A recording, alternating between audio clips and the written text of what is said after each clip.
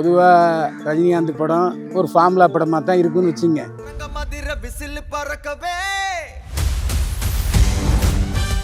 கூலி படம் கேங்ஸ்டர் கதை தான். ஏன்னா இயக்குனர் லோகேஷ் கனகராஜ் கேங்ஸ்டர் கதையே எடுத்து பழக்கப்பட்டவர், அதிலேயே ஊறி விட்டார்.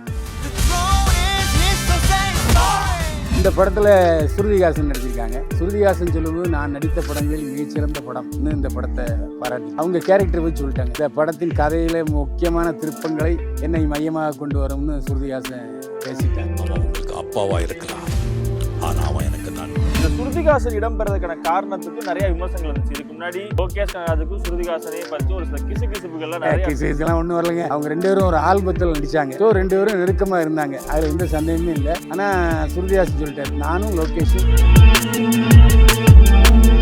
கூலி கேங்ஸ்டர் படம் தான் அனிருத் ஒப்புதல். பொதுவாக ரஜினிகாந்த் படம் ஒரு ஃபார்முலா படமாக தான் இருக்குன்னு வச்சுங்க. ஆனால் அந்த கதையை பற்றி யாரும் மூச்சு விடக்கூடாது அப்படின்னு அந்த இயக்குனர்கள், நடிகைகள், தொழில்நுட்ப கலைஞர் எல்லாத்தையும் சொல்லிடுவாங்க. அதனால் கதை என்ன என்பது புரியாத விஷயமா இருக்கும். நேற்று கூலி படத்தினுடைய இசை வெளியீட்டு விழா அடைஞ்சு இந்த இசை வெளியீட்டு விழாவில் பேசும்போது அனிருத்து கதையை உடைச்சிட்டார். கதையின் இதாயா கதை அப்படின்னு சொல்லிட்டார். அதாவது கூலி படம் கேங்ஸ்டர் கதை தான். ஏன்னா இயக்குனர் லோகேஷ் கனகராஜ் கேங்ஸ்டர் கதையே எடுத்து பழக்கப்பட்டவர், அதிலேயே ஊறி விட்டார். எனவே இதுதான் கதை என்று சொல்லிவிட்டார் அனிருத். லோகேஷ் கனகராஜ் முகத்தில் ஆடலை. ஆனாலும் இது ஒரு லைன் தான், என்ன கதைன்னு சொல்லவே இல்லையே. இந்த படத்தில் ஸ்ருதிஹாசன் நடிச்சிருக்காங்க. ஸ்ருதிஹாசன் சொல்லும்போது நான் நடித்த படங்களில் மிகச்சிறந்த படம் இன்னும் இந்த படத்தை பாராட்டியிருக்காங்க. அவங்க கேரக்டரை வச்சு சொல்லிட்டாங்க, நான் சத்யராஜ் மகளாக நடிச்சிருக்கேன். இந்த படத்தின் கதையில் முக்கியமான திருப்பங்களை என்னை மையமாக கொண்டு வரும்னு ஸ்ருதிஹாசன் பேசிட்டாங்க. ஆனால் இந்த படத்தில் மிகப்பெரிய பேர் வாங்குகிறவர் சையத் லோகர். சொன்னது யார்? லோகேஷ் கனகராஜ். இயக்குனரே சொல்லியிருக்கார், இந்த படத்துக்கு அப்புறம் சையத் லோகத்துக்கு பெரிய படங்கள்லாம் வரும், மிரட்டியிருக்காரு அப்படின்னு லோகேஷ் கனகராஜ் சொல்லியிருக்காரு. ஏன்னா லோகேஷ் கனகராஜ் ஏற்கனவே ரஜினிகாந்தை வைத்து படம் எடுத்தவர். ரஜினிகாந்த் அவருடைய ஸ்டைலில் நடிச்சிட்டு இருப்பார், ஆனால் வித்தியாசமான ஸ்டைலில் இவர் நடிச்சிருக்காரு அப்படின்னு லோகேஷ் கனகராஜ் பாராட்டி இருக்கிறார். சார், ஆனால் ரஜினி அதில் ஒரு வார்த்தையை சொல்லியிருப்பார். ரஜினிகாந்த் அவர் பேசும்போது சத்யராஜை பற்றி சொல்லும்போது ஒரு சில வார்த்தைகள் சொல்லியிருப்பாரு. எனக்கும் சத்யராஜுக்கும் 1000 கருத்து வேறுபாடுகள் இருக்கு, ஆனா சத்யராஜ் எதா இருந்தாலும் முகத்துக்கு நேரா பேசக்கூடிய ஒரு நபர் அப்படின்னு சொல்லியிருப்பாங்க. அந்த ஒரு டைம் பீரியட்ல சத்யராஜுக்கும் ரஜினிக்கும் ஏதாவது ஒரு கருத்து வேறுபாடுகள் நடந்ததுண்டா சார் அந்த டைம்ல? ஆமா. ஏன்னா அந்த நேரத்தில் சத்யராஜும் ரஜினிகாந்தும் இருவரும் கதை நடித்து கொண்டிருந்தார்கள். இயக்குனருடைய வேண்டுகோளின்படி அந்த படத்தில் ரஜினிகாந்துடைய அப்பாவா ரஜினிகாந்துக்கு வில்லனாக நடித்தார் சத்யராஜ். அதில் எப்படி இருந்தாலும் அந்த இயக்குனர் ரஜினிகாந்துக்கு தான் ஆதரவு கொடுப்பார். ஏன்னா படம் ரஜினிகாந்த் படம், இதில் அவர் வில்லன் தானே. அதனால் சில கருத்து வேறுபாடு எழுந்தது உண்மை. அதற்கு பிறகு ரஜினியை விரோதியாகவே கருதினார், எதிரியாகவே கருதினார் சத்யராஜ். ஏன்னா இந்த காவிரி பிரச்சனையில் கச்சா முச்சான்னு ரஜினியை பேசினவர் சத்யராஜ், அதை மறுக்கவே முடியாது. அவர் பிறமொழியை சேர்ந்தவர், அப்படி இப்படிலாம் கொஞ்சம் நிறைய பேசிட்டார். ஆனால் ரஜினிகாந்தில் தூசுன்னு நினைக்கிறவர். ஏன்னா தேர்தல் பிரச்சாரத்திலேயே ஜெயலலிதாவுக்கு ஆதரவாக மனோரமா கிளின்னு ரஜினிகாந்தை கிழிச்சு போட்டார்.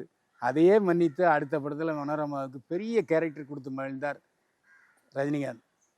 ரஜினிகாந்தை எந்த எதிர்ப்பும் டச் பண்ணாது. அவர் ஒரு சோலோ ஹீரோ. எம்ஜிஆருக்கு அப்புறம் ரஜினிகாந்த் தான், அதில் எந்த சந்தேகம் இல்லை. ஆனால் எம்ஜிஆராக ரஜினிகாந்த் மாற முடியாது. எம்ஜிஆருக்கு அப்புறம் ரஜினிகாந்த் தான். அந்த அடிப்படையில் அவர் ஒரு பெருந்தன்மையாக நடந்து கொண்டார். எப்படி விஜயபுரி வீரன் ஆனந்தன் எம்ஜிஆருக்கு நான் தான் போட்டி என்று சொன்னாரோ, அதுக்கப்புறம் அதே விஜயபுரி வீரன் ஆனந்தனை தன்னுடைய படத்தில் வில்லன் நிலையில் ஒருவராக போட்டார் எம்ஜிஆர். அந்த மாதிரி ரஜினிகாந்த். ஆனால் இந்த படத்துக்கு மிகப்பெரிய எதிர்பார்ப்பு இருக்கிறது உண்மைதான். கூலி படத்துக்கு ஆகஸ்ட் 14 ரிலீஸ் ஆகுது. சார், அப்படி இருக்கும்போது இப்போ அனிருத்லேருந்து இவ்வளோ பெரிய பட்டாளங்கள் நடிச்சிருக்காங்க. ஸோ இந்த படத்தோட பட்ஜெட்டும் அதிகபட்சமாக இருக்கும்போது இது கலாநிதி மாறனோட இயக்கன்றப்போ ப்ரொமோஷன் நல்லா பெருசாக போயிட்டு இருக்கு. லோகேஷ் கனகராஜ் இயக்கம், கலாநிதி மாறன் தயாரிப்பு. கலாநிதி மாறன் தயாரிப்புன்றப்போ ரொம்ப பிரம்மாண்டமாக போயிட்டு இருக்கு. இதில் ஸ்ருதிஹாசன் இடம்பெறதுக்கான காரணத்துக்கும் நிறைய விமர்சனங்கள் இருந்துச்சு. இதுக்கு முன்னாடி லோகேஷ் கனகராஜுக்கும் ஸ்ருதிஹாசனை பற்றி ஒரு சில கிசுகிசுப்புகள்லாம் நிறைய இதெல்லாம் ஒன்றும் வரலைங்க. அவங்க 2 பேரும் ஒரு ஆல்பத்தில் நடித்தாங்க. ஸோ 2 பேரும் நெருக்கமாக இருந்தாங்க. அதில் எந்த சந்தேகமே இல்லை. ஆனால் ஸ்ருதிஹாசன் சொல்லிட்டார், நானும் லோகேஷும் அந்த ஆல்பத்துக்கு முன்னாடியே நண்பர்கள் என்று ஸ்ருதிஹாசன் விளக்கிட்டார். ஸ்ருதிஹாசன் ஒருவர் நண்பர்னு சொன்னால் என்ன அர்த்தம்னு உங்களுக்கு புரியும். ஏன்னா இதுக்கு முன்னாடி அவரோட நண்பர் ஒருத்தர் இருந்தாரு. அந்த நண்பர் போனதுக்கு அப்புறம் தான் லோகேஷ் கனகராஜ் வந்து உள்ள வராருன்றப்பதான் இல்லை, அவருக்கு பல நண்பர்கள் இருந்தாங்க. ஒரு நண்பருக்கு அப்புறம் அடுத்த இன்னொரு நண்பர், இன்னொரு நண்பருக்கு அப்புறம் இன்னொரு நண்பர், அதுக்கப்புறம் லோகேஷ் கனகராஜ். ஆனா லோகேஷ் வந்து ஆல்ரெடி கல்யாணம் ஆயிருச்சா சார்? இப்போ ஆமாம், கல்யாணம் ஆகி குழந்தை இருக்கு. திருமணமாகி குழந்தை எல்லாம் இருக்கு. ஆமாம், அதில் எந்த சந்தேகம் இல்லை. அதாவது இயக்குநர்களை பொறுத்தவரை, நடிகர்களை பொறுத்தவரை அவர்கள் திருமணம், வாழ்க்கை என்பது வேறு, நடிப்பு என்பது வேறு.